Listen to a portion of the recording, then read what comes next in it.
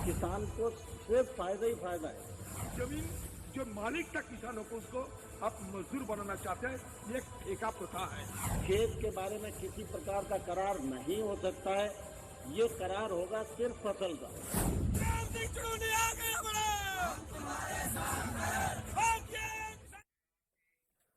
अब होगा महासंग्राम। नमस्कार, एनवी न्यूज देख रहे हैं आप। मैं हूं आपके साथ सुनील सिंह फौज। कृषि विधेयक पर मचा घमासान थमने का नाम नहीं ले रहा। सदन में हंगामा, सड़क पर हंगामा, हर रोज हंगामे के सुर नजर आ रहे हैं। और इन सब के बीच सदन में तीसरा और आखिरी विधेयक भी पास हो गया। लेकिन विपक्ष ने संग्राम की, इस महासंग्राम की बात करते हुए 24 सितंबर को चक्का जाम करने का ऐलान कर दिया है। तो वहीं भारतीय किसान यूनियन ने भी 25 तारीख से देशव्यापी आंदोलन की बात कही है। तो सोमवार को आपको बता दें कि सदन में हंगामा करते हुए विपक्ष ने बवाल काटा था किसानों के मुद्दे पर, विधेयक पर, और उसके बाद 8 सांसदों को निलंबित भी कर दिया गया था। उसके बाद से स्थिति ऐसी बनती हुई नजर आई कि विपक्ष के सांसद जिनको निलंबित किया गया वो तो गांधी प्रतिमा के पास पार्क में जाकर बैठ गए थे, धरना दे रहे थे, और उन्होंने कहा कि हम किसानों के लिए बैठे हैं। ऐसे में देश भर में ये आगाज कर दिया गया कांग्रेस के द्वारा कि चक्का जाम होगा। 24 सितंबर को कांग्रेस के द्वारा, कांग्रेस के आह्वान पर देश भर में चक्का जाम के लिए किसानों को बोला गया है। साथ ही आपको बता दें, किसान यूनियन ने भी 25 सितंबर को कहा कि भारत बंद होगा, और ऐसे में सभी किसान भाई उनका समर्थन करें। यानी कि आक्रोश और हंगामे के जो सुर हैं वो हर ओर से उठते हुए नजर आ रहे हैं। लगातार बवाल होता नजर आ रहा है विपक्ष के विरोध के बीच। हालांकि तीसरा जो विधेयक था वो जरूर पास हो चुका है, लेकिन विपक्ष इस पूरे मसले पर लामबंद होता नजर आ रहा है। सरकार को सदन में घेरने के साथ साथ सड़क तक घेरने की तैयारी में है।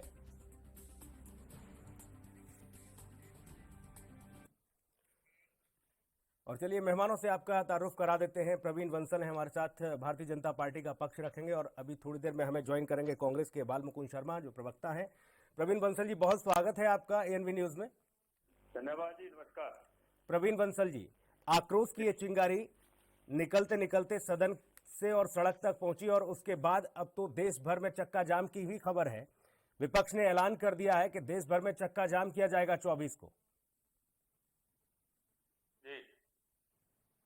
आपकी प्रतिक्रिया, आप किस तरह से देख रहे हैं? क्यों आखिर नहीं मना पा रहे किसानों को?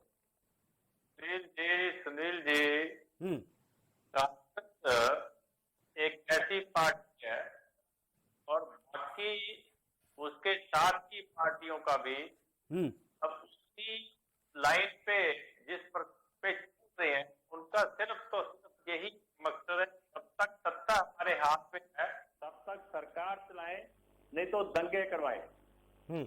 अगर जो ये सड़क से लेके संसद तक ये संग्राम करने की बात कर रहे हैं, जिस संसद को हम पूजा का स्थान मानते हैं, जो जिसको नतमस्तक हुए थे आदरणीय मोदी जी, अगर उसमें वो दंगे करने की, जिस प्रकार वेल में जाकर उन्होंने माइक तोड़ा, ये कोई मर्यादा वाला काम नहीं उन्होंने किया।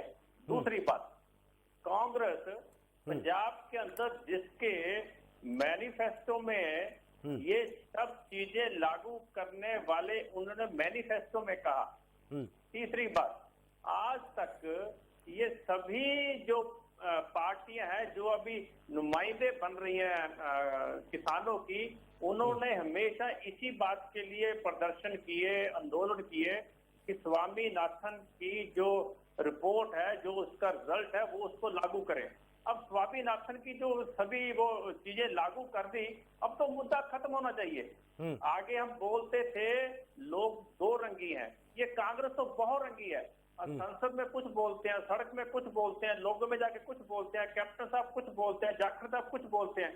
तो इनकी सिर्फ और सिर्फ एक ही मकसद है कि किसी तरह लोगों को भड़काया जाए। तो हम वो लोगों को भड़का रहे हैं और हम लोगों को समझाने की कोशिश कर रहे हैं।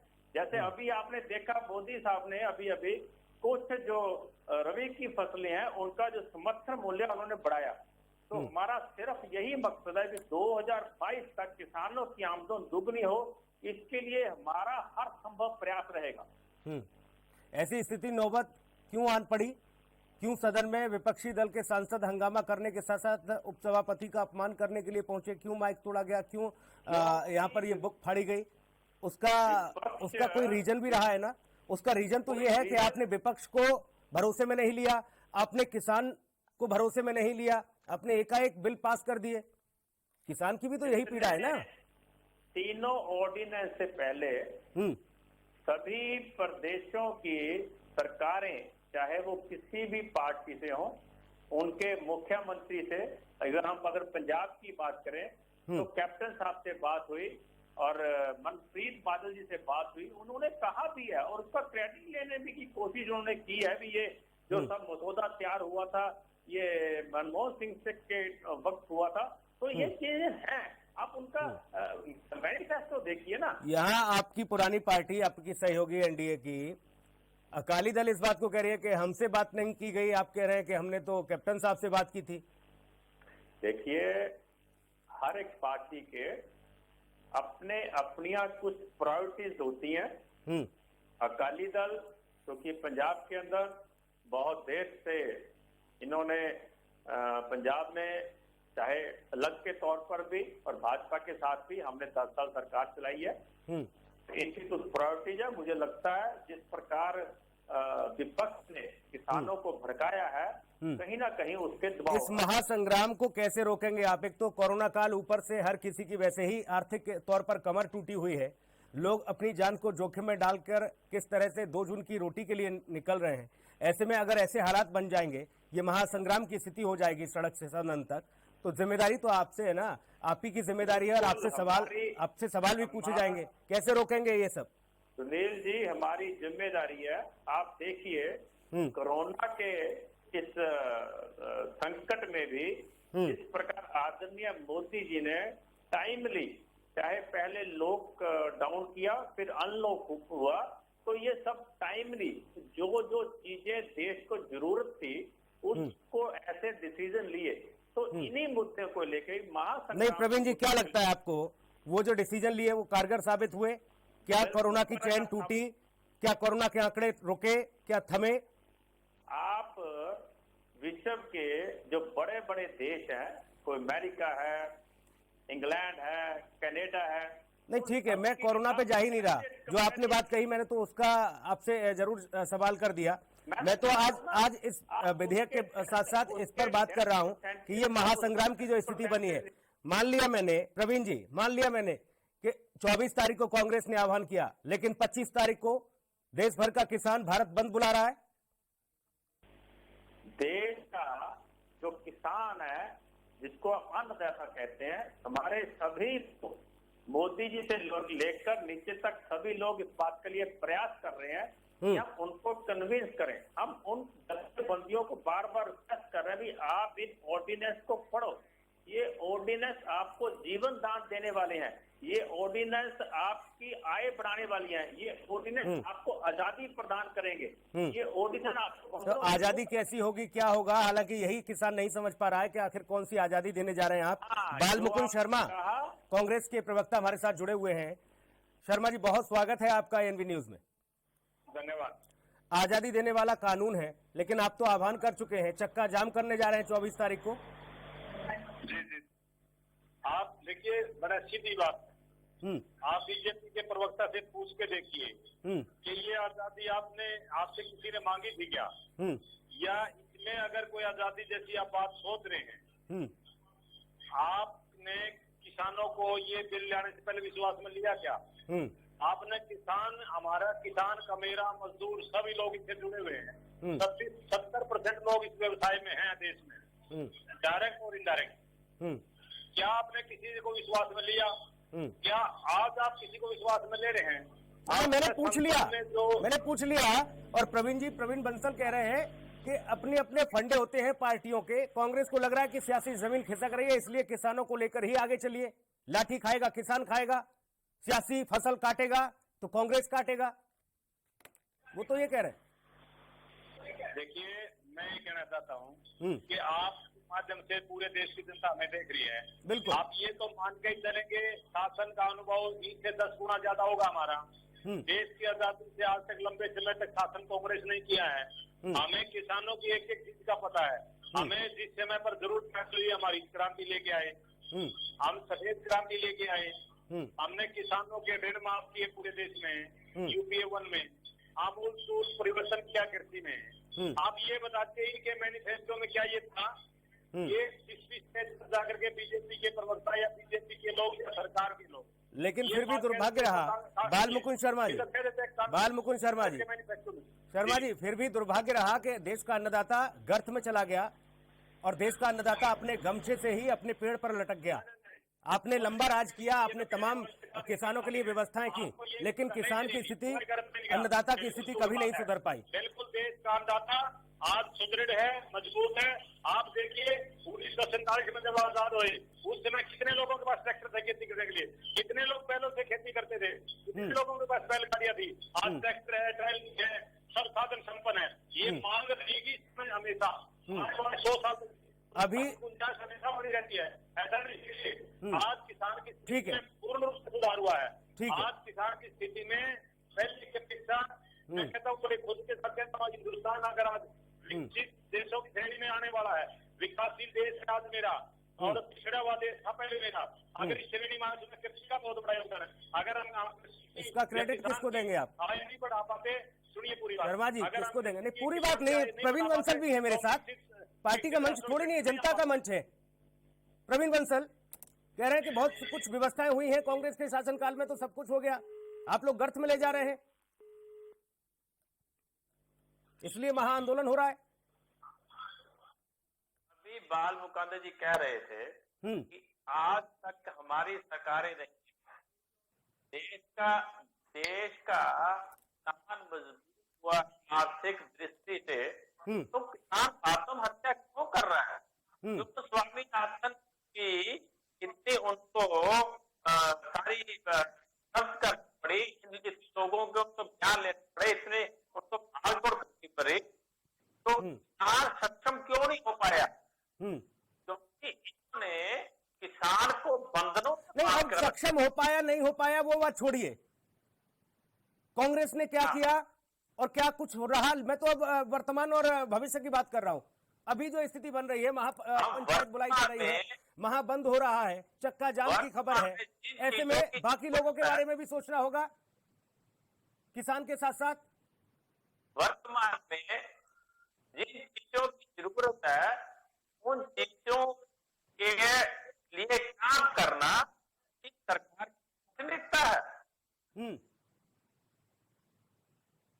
और उसके जहां जहां कमियां रही, चाहे वो कोई भी वर्ग है, चाहे वो व्यापारी है, वो किसान है, वो बहने हैं, वो माताएं हैं, किसी के संगठन है या किसी के शौचालय नहीं है, सब विषयों की चर्चा करना वह धर्म है।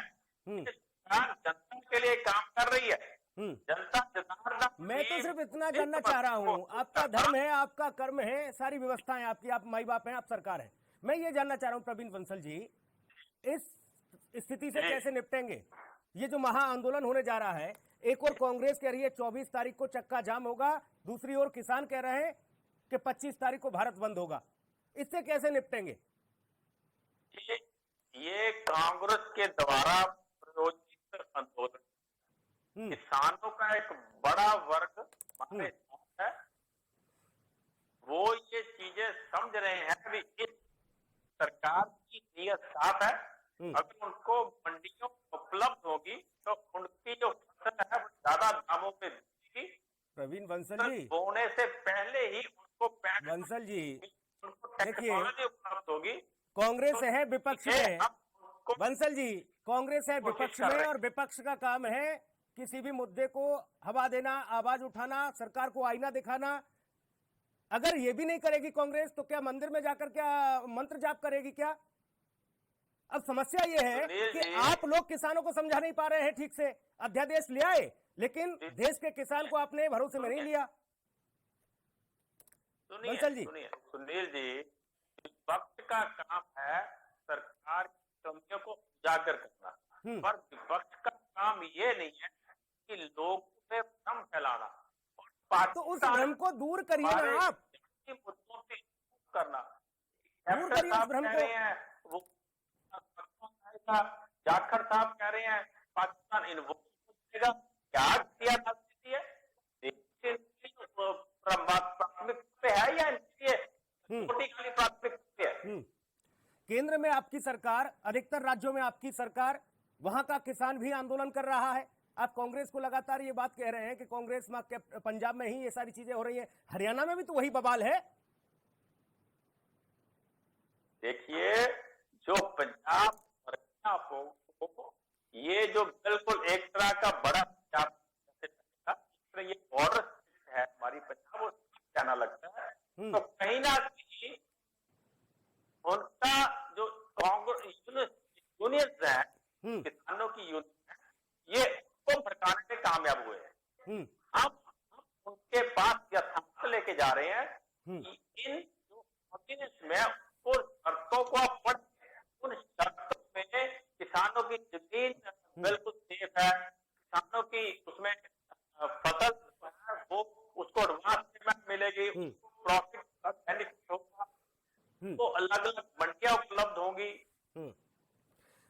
भाई बालमुकुंद शर्मा जी, ये बताइए, आप किसी से ये कहें कि ये व्यवस्थाएं हम आपके लिए लेकर आ रहे हैं और इससे आपका जीवन सुदृढ़ हो जाएगा, आप बहुत अमीर हो जाएंगे, आप पहले जैसी स्थिति नहीं रहेगी, आर्थिक तौर पर, सामाजिक तौर पर हर तरह से मजबूत हो जाएंगे, तो क्या कोई आप पर यकीन नहीं करेगा? और दूसरा, अगर कोई आप ये कहिए कि ये जो हम व्यवस्था लेकर आ रहे हैं इससे तो आप गर्त में जाएंगे, तो आपका साथ कौन देगा? लेकिन यहाँ तो बंसल साहब लगातार इस बात को कह रहे हैं कि नहीं नहीं, तमाम बेड़ियां खोलकर, तमाम पाबंदी हटाकर हम इस कानून को लाए हैं, किसान बहुत मजबूत होगा, लेकिन किसान भरोसा नहीं कर पा रहा। देखिए, आप ये बताइए, जब देश में कानून का राज है, संवैधानिक प्रक्रिया से देश चलता है, पूरे किसान संगठन से मांग कर रहे कि एमएसपी लागू कर दे, मंडी के अंदर भी मंडी के बाहर भी। जब ये कह रहे मंडी के अंदर तो एमएसपी लागू है, बाहर हम करेंगे नहीं, तो इसका मायने क्या मानेंगे? आप देखिए, आज प्रधानमंत्री जी या बीजेपी या ये सरकार अभी फसल आने वाली धान की है और एमएसपी बढ़ा रहे हैं गेहूं का, धान पे चुप हैं। आप अंदाजा लगाइए इनकी करनी और कथनी में कितना अंतर है। ये कह कर आए थे स्वामीनाथन रिपोर्ट लागू करेंगे, इनका मैनिफेस्टो में स्वामीनाथन थी, और लेके आ गए ये किसान अध्यादेश। अब ये प्रधानमंत्री जी का बयान है कि मैं मेरे जीते जी रेलवे का निजीकरण नहीं होने दूंगा, आज निजीकरण होने लग रहा है। ये जब मुख्यमंत्री थे गुजरात के नरेंद्र मोदी जी कहते आधार बिल्कुल बेकार है, आधार से देश में तहस नहस हो जाएगा, आधार आधारित सारी योजनाओं पर आधार को इन्होंने लागू किया। जब हम जीएसटी लेकर आए, इन्होंने कहा कि ये तो जीएसटी बिल्कुल देश का तहस नहस कर देंगे, ये जीएसटी फिर लेके आए। क्या चाहते हैं ये लोग?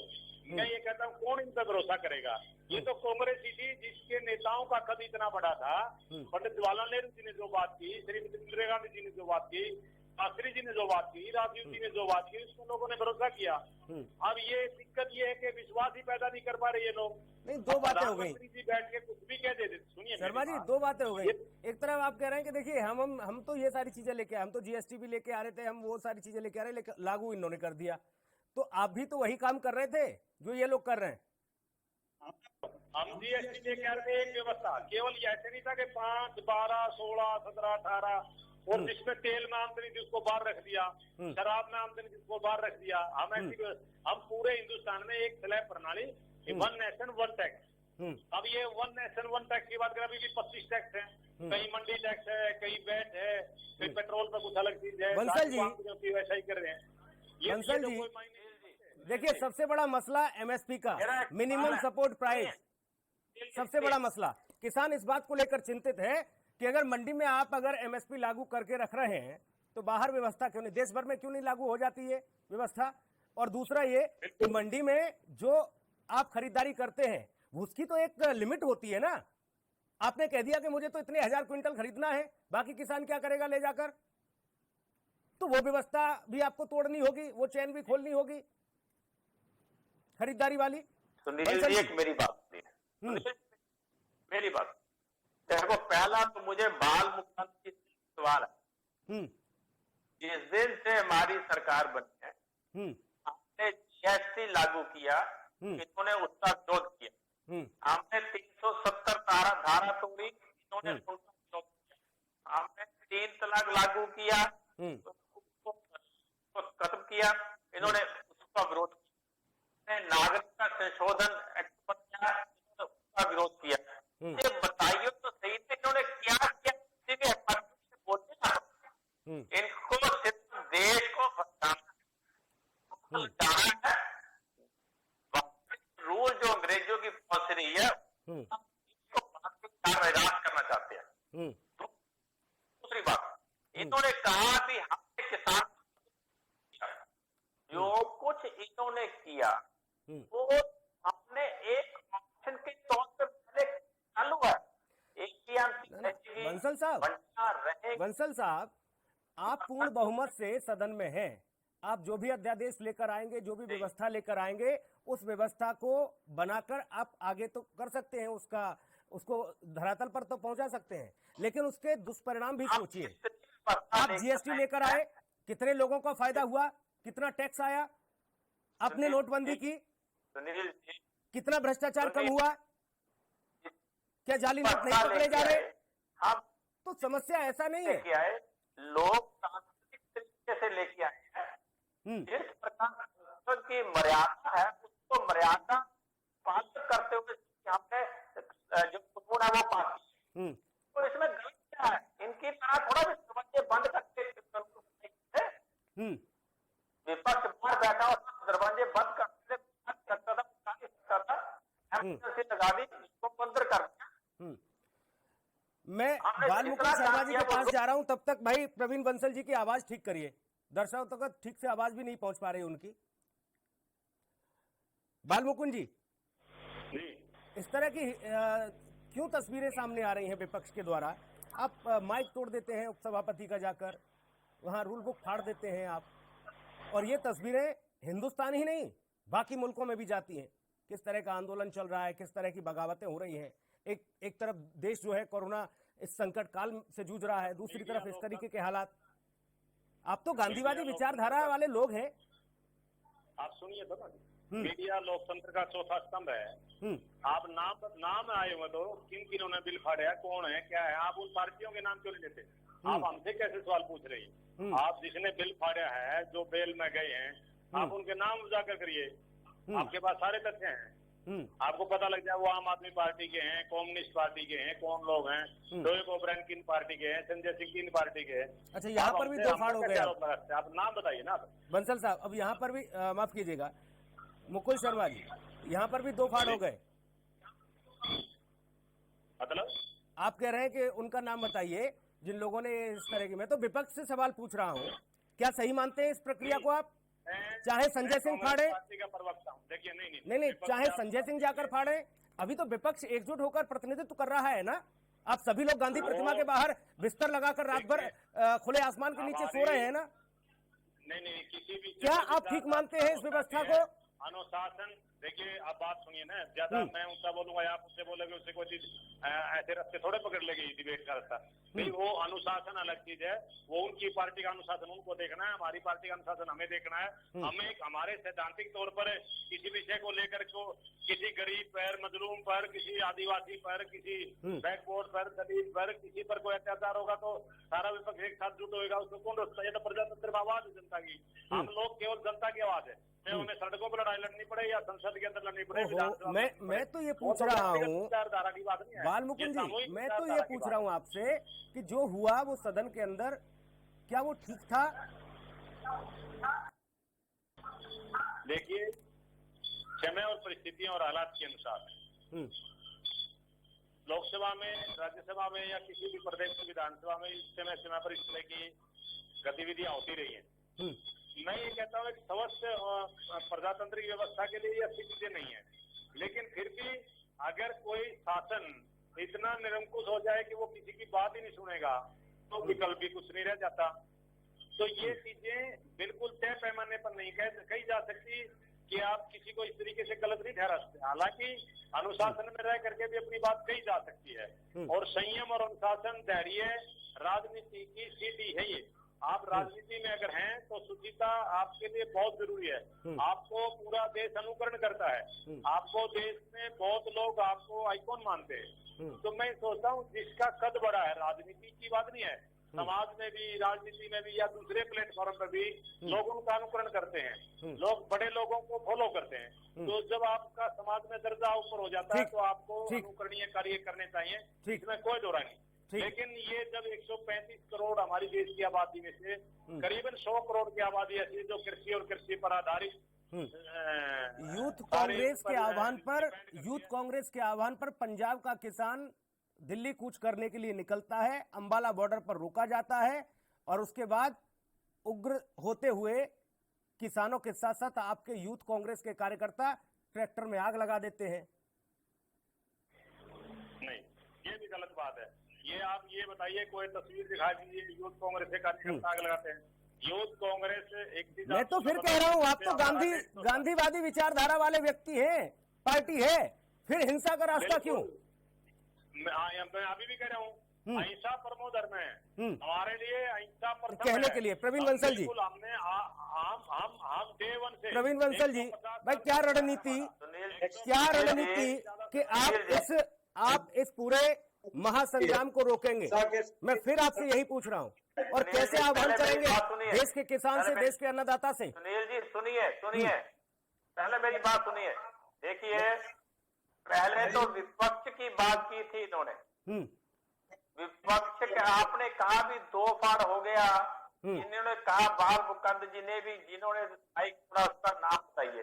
भाई साहब, आप विपक्ष की बात कर रहे हैं, यहाँ कांग्रेस कई बार हो चुकी, कई बार टूटी है। ये तो सिर्फ विपक्ष, ये कांग्रेस के तभी तो ठीक है। मैं तो ये पूछ रहा हूँ कि अब इस महासंग्राम को कैसे रोकेंगे आप? सुनिए, आगे सुनिए। दूसरी आगे नहीं, किसान ये चाह रहे हैं कि आप बताएं कि भैया क्या व्यवस्था आप कर रहे हैं, आप कह रहे हैं आगे सुनिए। वो छोड़िए वो बात, ये बहस का मुद्दा ही नहीं। बहस का मुद्दा ये कि इस महासंग्राम को रोकेंगे कैसे आप, कैसे किसान को भरोसे में लेंगे आप?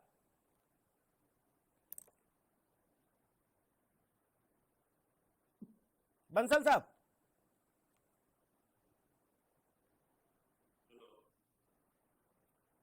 बंसल साहब, आवाज मिल रही है आपको?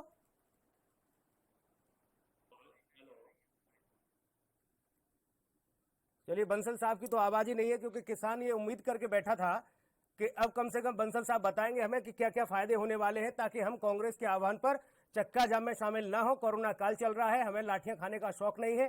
देश का अन्नदाता कैसे कैसे करके 2 जून की रोटी इकट्ठा करता है, लेकिन बावजूद इसके जब ये सवाल पूछा जाता है कि आखिर कैसे किसानों को भरोसे में लेंगे, तो नेटवर्क भी चला जाता है। बहुत शुक्रिया बाल मुकुंद जी, आप हमारे साथ जुड़े। प्रवीण बंसल जी, बहुत धन्यवाद आपका।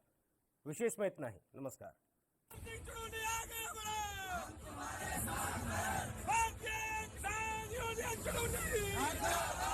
किसान को सिर्फ फायदा ही फायदा है। जमीन जो मालिक था किसानों को, उसको आप मजदूर बनाना चाहते हैं, ये एक प्रथा है। खेत के बारे में किसी प्रकार का करार नहीं हो सकता है, ये करार होगा सिर्फ फसल का।